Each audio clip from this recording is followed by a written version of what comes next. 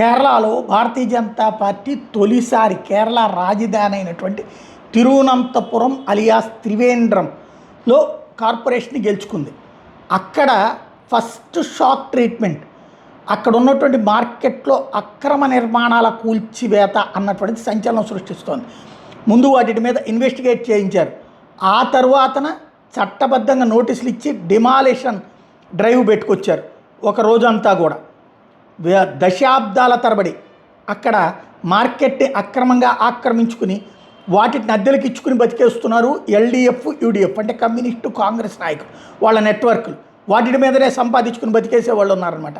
Kerala people దీని మీద ఎన్నోసార్లు కంప్లైంట్స్ ఇచ్చారు, అనేక కమిటీలు వేశారు. ఆ తర్వాత మళ్ళీ వదిలేస్తూ వచ్చారు.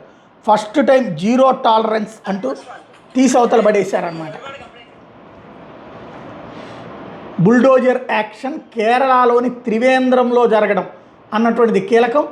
స్వయంగా అధికార యంత్రాంగంతో పాటు ప్రజాప్రతినిధులు కూడా వచ్చి ఇది తప్పు చేశారు కదా అని అడిగి మరి అందుకని చట్టబద్ధంగా తొలగిస్తున్నామని చెప్పి మరి డిమాలిషన్ చేసుకొచ్చారు.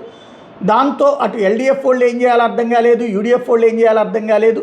అక్రమ నిర్మాణాలు వెనకాల షాపులు ముందుది, ఈ బయటంతా కూడా అక్రమంగా కట్టినాయి అనమాట. వాటిని ఇప్పుడు కూల్చారు.